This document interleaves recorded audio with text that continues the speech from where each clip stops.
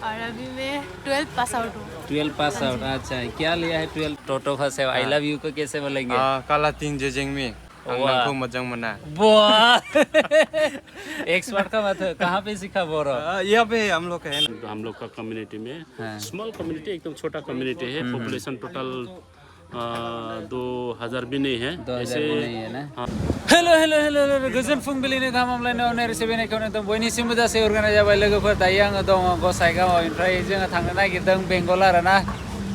जयगाव हरैजाय थांगोन, ओमफ्राय गोबां इन्टारेस्टिं जागोन मानोना जोङो सानदों कि टट'पारा थांगोन। टट'पारा खोनादों दा गामिखौ, टट' जाति दं आरोना। नै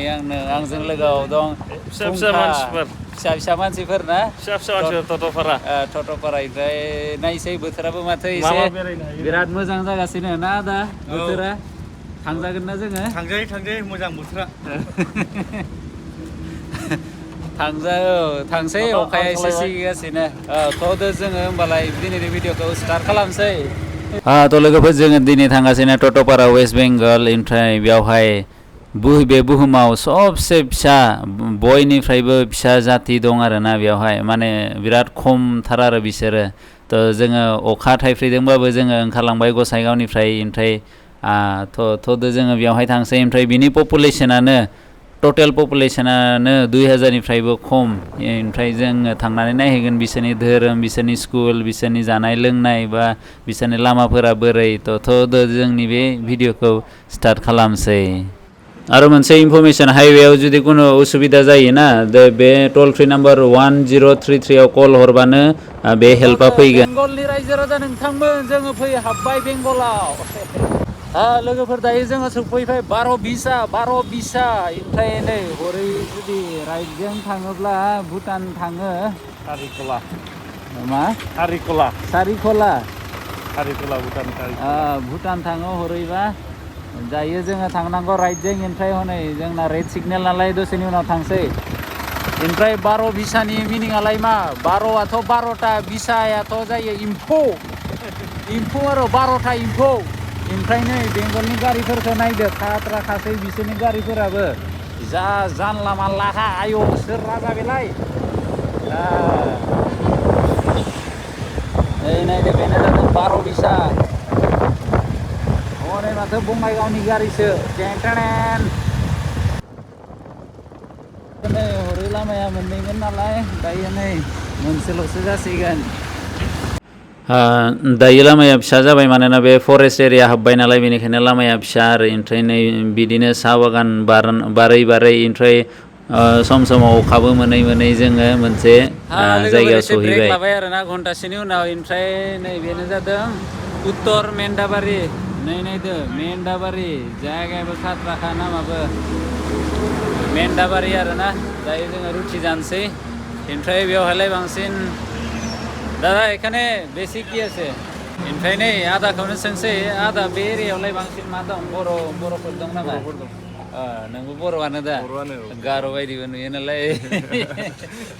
ओमफ्राय बांसिन माबायानो बर'आनो ना? बेनिखायनोथ' उत्तर मेन्दाबारि। दायो जोङो थांसै हरै। ओमफ्राय माथो इयाव रुटिपुरि दंना गैयाब्रा इयावलाय? ओइलाय नोंसोरनि जायगाखौनो नायफैदों र'। हनै सिनायहरबाय गोजाननिफ्रायनो। उखैदोंलै उखैदों। मा मोनजायो? रुटि मोनजागोन दा? रुटिखौनो जानोसै जोङो। बा नै आदानि दखाना बिराद मोजांथार। मोजाङानोथ'। एखेबारे लामा जिङावनो। ओमफ्राय हरै आदैबो दं। हेल' ना? एसे जिरायसै, एसे रेस्ट लानोसै। नै जोङो रुटिखौ जागासिनो, ओमफ्राय गोथावानो। ओमफ्राय बेवहाय बेखौ बांसिन मा होनना बुङो? बेखौ सिथाव ना? थ' बेंगलाव फैयोब्ला जेनेबा सिथाव होननाबो बुंजागोन आरो। सिथाव होनब्लासो जेनेबा साबसिन बुजिगोन। रुटिखौबो बुजिखायो, अब्लाबो जेनेबा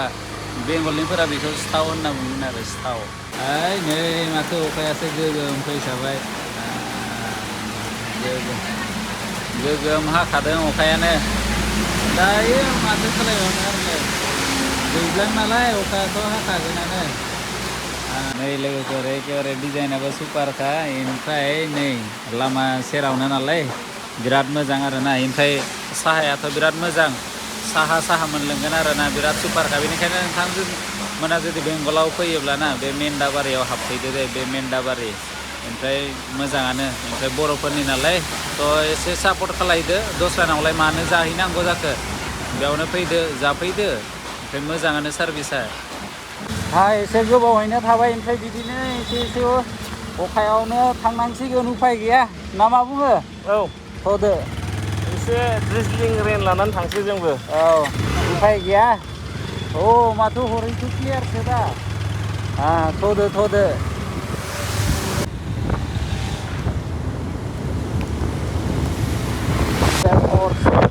एयारपर्ट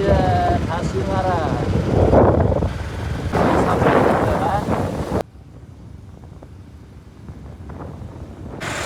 जोङो दायो बे खनाजों हाबलांनांगोन आरोना बेनो जादों तर्सा दैसा तर्सा दालांखौ बारनाय लोगो लोगोनो बिजों गुगोल मेपआथ' बेखौनो देखायगासिनो थ'दोलाय र' एसे सिगाङाव माथो रावबो थाङि बायदिसो नुखादों लामाफोरखौबो दै सेर सेराथ' बेनो दा एसे थाङो अबसे मानसिफोरा ओमफ्राय टट'पारा गामि नालाय थ'दो थांनानै नायहैसै बे लामायाबो नंगौना नङासो लोगोफोर रिटार्न जानांबाय बिनिफ्राय मा होनो ओरै लामायानो गैखाया मा होनो एसे रिक्स दं नै एम्फौआबो खाथ्राखा नै एम्फौआबो खाथ्राखालै हाग्रानि नालाय ओमफ्राय एसे हाइवेजोंनो थांनानै आरो थांबावनांगोन लोगोफोर फैयै माधेरिया मोनबाय बे माधेरियानिफ्रायसो टार्निं दं आरोना नै बेनो हाइवे जादों जों हरैनिफ्राय फैबाय नालाय ओमफ्राय राइट टार्निं लानांगोन आरो राइट टार्निं ओमफ्राय बे रेल गेटखौ बारनांगोन ओमफ्राय बेजोंनो सिदा थांजागोन आरो नै बेसेबां मिनिट नांगोन बेलाय बोरो 19 किल'मिटार देखायबावदों नै नायलाय 19 किल'मिटार बेनिफ्राय बापरे नै नायदो टट'पारा आयु मानो दाबो सहैयारा नै दै सेर सेर एसे मा नङा सिदायानोथ' हंलै मा डेन्जार लामालै लामायाबो खारा बांग्रि दैसा नालाय नै दैसायाबो दालाङाबो गैले माथो बिसोरलाय होनबा बोरै फैनांगौ जाखो माबा दैज्लाङावलाय बोरै फैगोनलाय बिसोरो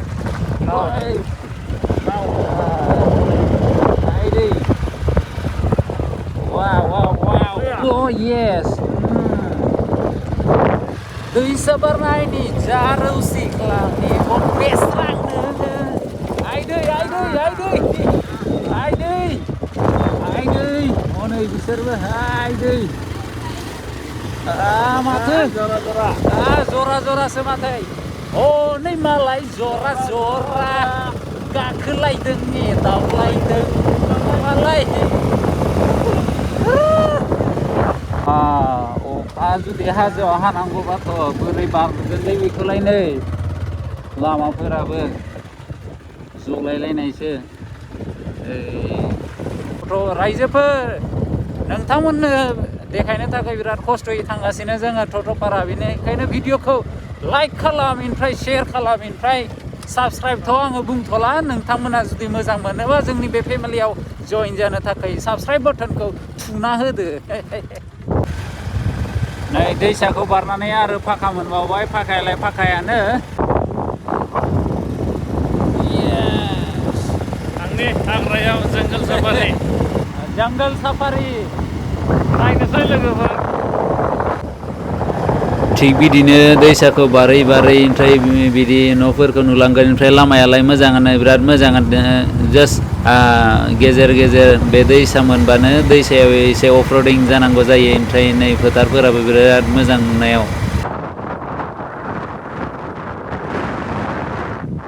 बे माबा भारा बोग्रायानो दा बियो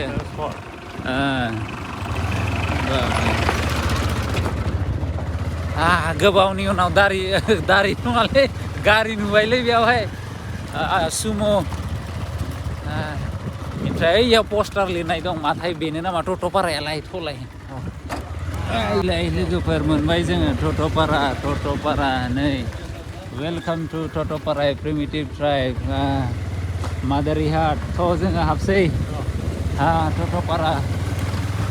फाइनालि वेलकाम टु टट'पारा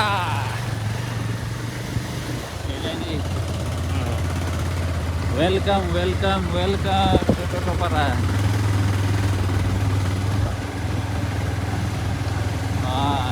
गामियावथ' फाका लामायानो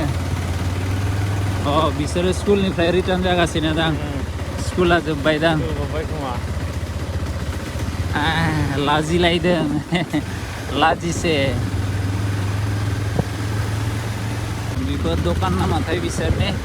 ओमफ्राय दैनि फेसिलिटि आरो बेफोरो ओमफ्राय बेलाय मा जादों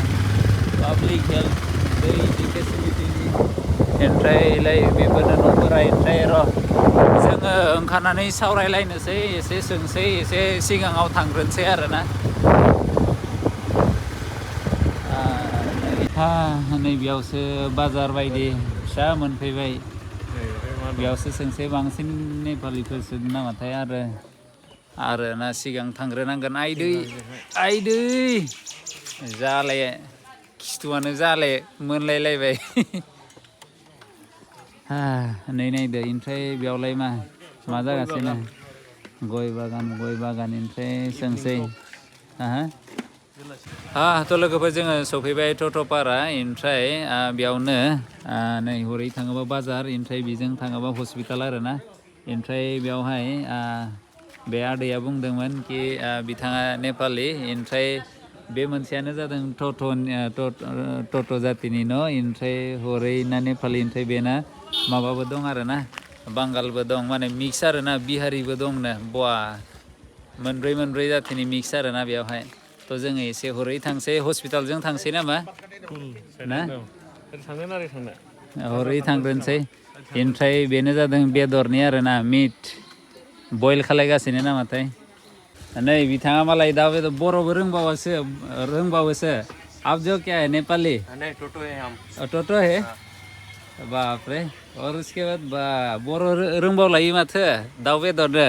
ओमफ्राय आप ऐसा बोलिए खुलुमबाय बड'लेण्ड बोला खुलुमबाय रायजोफोर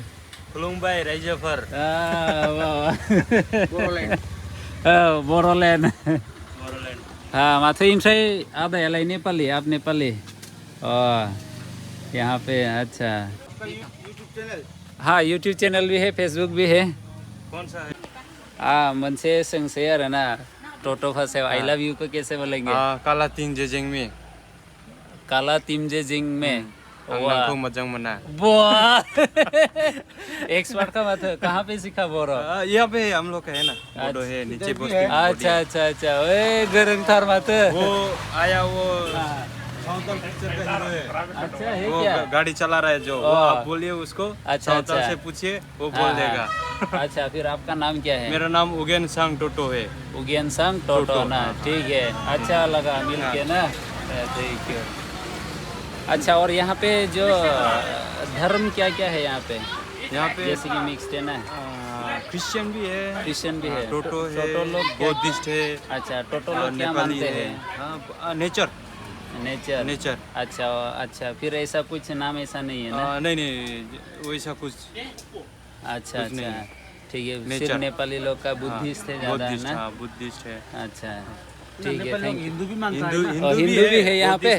अच्छा लामा लोग बुद्धिस्ट मानता है ठीक है और ओनली फॉर लामा लोग ही खाली बुद्धिस्ट मानता है हाँ और दूसरा लोग सब हिंदू ठीक है थैंक यू थोड़ा घूम के आते हैं ओमफ्राय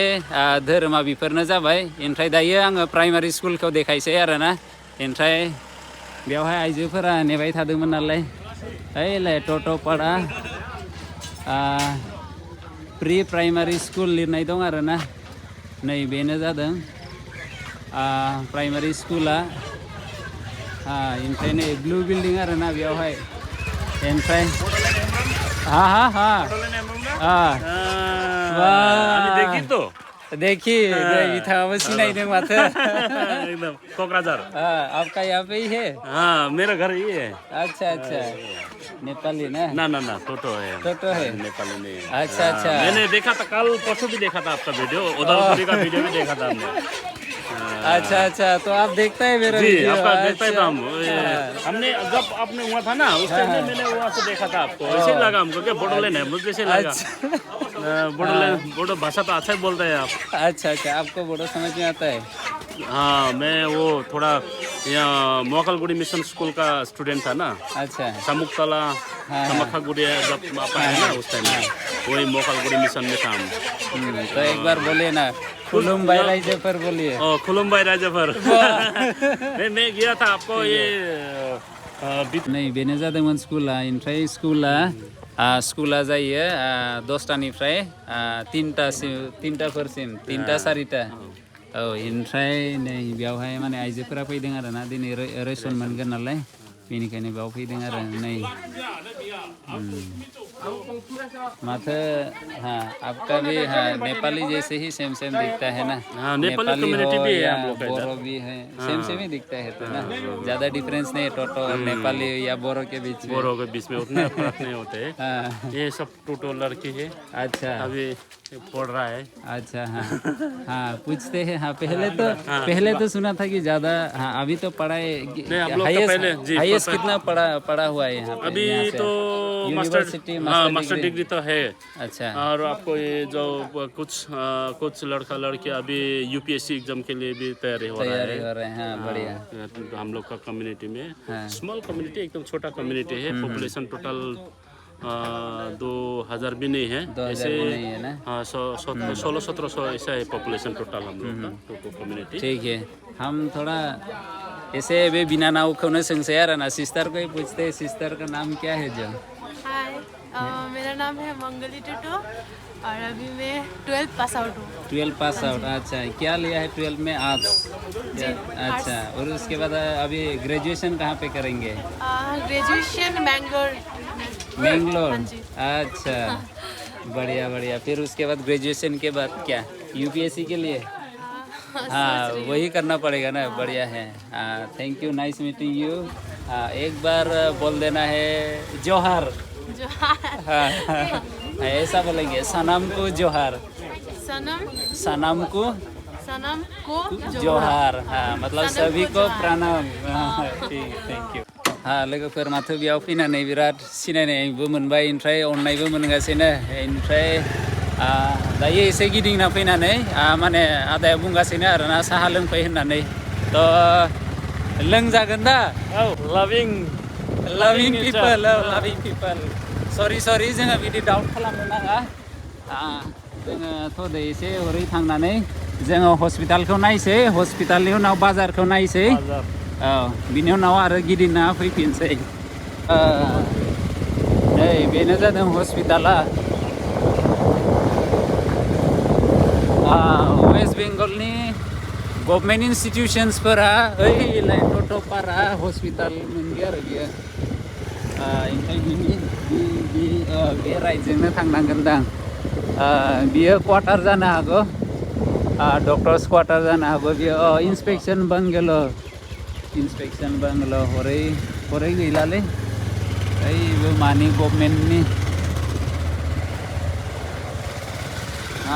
नै नायदो गय गायखादोंलै बिसोरो मानोना बेयावहाय मिक्स दं नालाय नेपालि दं टट' दं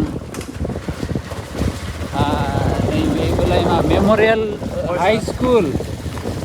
स्कुल बियो हाई स्कुल लिरनाय दं माथो थांजायोदांथ' लासैनो थांसै बेवहायबो दखान दं ओमफ्राय माथो न'फोरालाय मोजाङानो ना मोजां जोब न'फोरा ओमफ्राय नै नायदो टयलेटबो दंबावोसो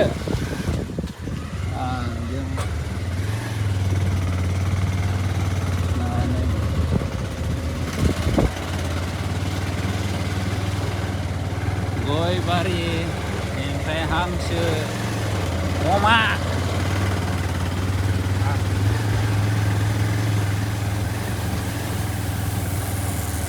जोब्बाय न' हाब्बाय हरैलाय मा दंबावोसै न'फोरा मोजाङानो नै गयफोरखौ फानैनो गोगोम फैसा मोनखायोदां ओमफ्राय हरै थांबावनोसै बाजारजों थांबावनोसै बोरै फुंखा बोरै मोनगासिनो मोजां माने साइलेन्ट कुल ओमफ्राय लामायाबो मोजाङानोथ' लामाया गामि सिंनि लामायाथ' मोजाङानो इसे अफ रड खालाम मोनगोन गेजेरावहाय जंगलावहाय गासिबो बे टाइपनि इन्ट्रेस्ट लानो मोनगोन आरो ना मानसिफ्राबो मोजां माने शक खालामा रागा जोंनाय गैया बेनि मानसिफ्रा जों इसेबां लोगो मोनबोबाय बे मोजां रायलायो आरो ना मानसिफोरा नै दायो जोङो रिटार्न जागासिनो हरै बाजारजों थांसै आरो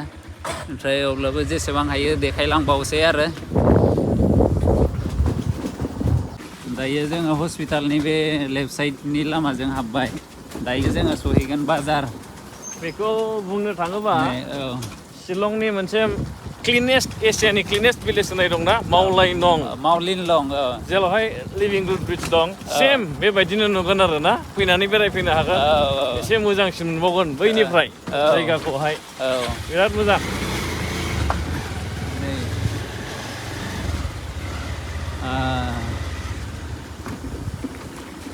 बेवहाय धोरोमखौबो मिक्स बुंदों नालाय बुद्धिस्टबो दं हिन्दुबो दं ख्रिस्टियानबो दंनो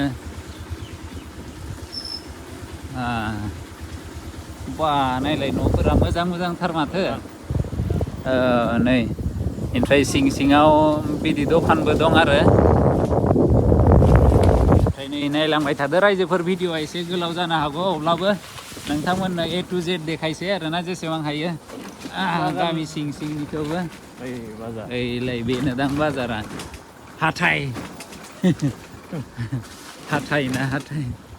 ओइलाय बेनो जादों बेनो दां दखाना ओइ आरो थांबावनांगौ बेनो बेनो बेजों आरो जोङो रिटार्न जायोब्ला बा बेबो एखेबारे गोदाव थादों दखानबो मोजां दं माथो नै बेनो जादों बाजार आरोना टट'पारानि बाजार लिरनायथ' जेबो गैथ'वा नाथाय नै बुस्थुफोरा मोनजोबगोन नै नायदो मम' गोथावबो मोनजागोन जालांजायो मम' जालांनायसै थ' होनबा इयावनो वेस्ट बेंगल ग्रामिन बेंक जेरै आसामाव आसाम ग्रामिन बिकास बेंक दं नालाय बेयाव वेस्ट बेंगल ग्रामिन बेंक दायो जों बैलाय हरैबो दं माथो हरै थांना फैनो बाजारा मोजाङानो दंसाबो अबसे दायो नायसै 1 crore नांगौबा लांफैनो हागोन 1 crore नांगौबा ओमफ्राय बिनि दखानिफोरासो बेंगलिफोर जानो हागौ बिसोर लकेलनिबो जानो हागौ जोब्बाय नामा जोब्बाय ओमफ्राय एसे हाजोआव थांबाव जागोनदां थरलाय थांना फैसै एसे बाजारखौ बारनानै हरै थांना फैसै माथो दखान मोनसेयाव दारि गोलावखौसो नुदोंमोन आङो बुंदों नालाय दारि गोलावबो दंनो बांगालफोर दंमोननो आरोना दायो जोङो हरै थांगासिनो माथो खोमसिथाररा लामायाबो आइया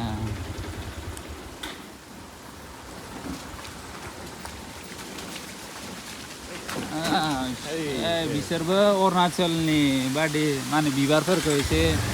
साजायना दोनो माथो न'फोराव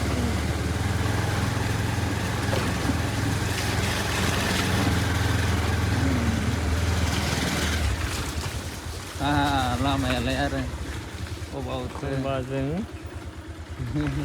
ओरै गामि स्ट्रिट लाइट दं आरोना मोनाव जोंगोन बियो मोजां दोनदों सलार लाइट बियो दाहाय मोनाबा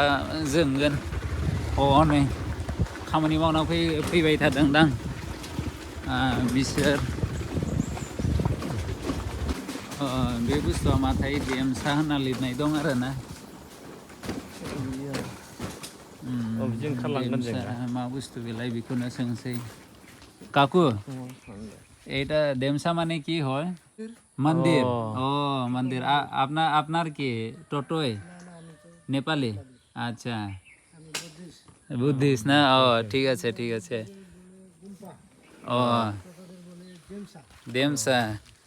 ও এখানে কি মন্দির দেমসার মন্দির মানে টোটো আচ্ছা মন্দির মানে এরকম মন্দির তো না থাকে না নাই কি কিছু থাকে ঠিক আছে থ্যাংক ইউ হ্যাঁ তো बे माने मन्दिर जादों आरो ना जोङो दायो रिटार्न थांसै मानोना सिङाव हाबथ'ला रावबो गैया नालाय तो नैबेनो जादों देमसा माने बिसोरनि फुजिग्रा जायगा आरो ना ओमफ्राय लोगोफोर दायो जोङो ओंखारबाय दायो जोङो टट'पारायाव फैदों नालाय तो बेनिखायनो बिनि माखौ टेस्ट खालायनो मम'खौनो टेस्ट खालायसै जोङो बेवहाय हाबसै एन्ड जोङो टेस्ट खालायसै बिनि मम'खौ बोरै मोनजायो हम लोग गोसाईगांव हाँ क्या मिलेगा यहाँ पे बढ़िया मोमो हाँ मोमो ही खाएंगे आप लोग क्या है जो आप नेपाली है जी हाँ जी नेपाली कस्तो छो राम्रो छो और आप भी हम सब नेपाली हैं सब नेपाली मुझे तो नेपाली ज़्यादा नहीं पता सिर्फ एक दो ही पता है वो है ना आसाम हाँ आपको तो टोटो भाषा भी आता होगा हाँ थोड़ा हम लोग सब एक साथ में है ना एक टोटो साथ में नेपाली है, हाँ। इसलिए टोटो भाषा में खाना खाया को कैसे बोलेंगे खाना खाया हाँ। आमा चाप्तेंगा आमा चपतेंगा ओ ओ हाँ अगर बोलेंगे खाना हाँ खाया तो ओ अच्छा और ना को के भन्छ ओ माचारो अच्छा नहीं को माचारो म चाहिँ टोटोबाट हो मिक्स हो रहा है क्या खाना खायो अगर नेपाली में तो कैसा होगा खाना खायो खाना खायो या खाना खाइस न कैसा था ऐसा ही यस्तो तो भन्छ बोलते हैं खाना खाइस यस्तो पनि भन्छ ठीक है ए सौताले नहीं अब बोरो ऐसे रंगा रहे ना हाँ बोरो आप कौन सा जानता है उसको बोलिए ना कौन सा जानते हैं पानी तो कुछ भी नहीं जानते हाँ कहाँ जाएगा उसको कैसे बोलेंगे आप माथा नहीं मा थांनो आरोना रोङोलै बर'खौबो रोङो बिसोरो खात्रासो दायो नै जोंना मम'आ सफैबाय ओमफ्राय जोङो जानोसै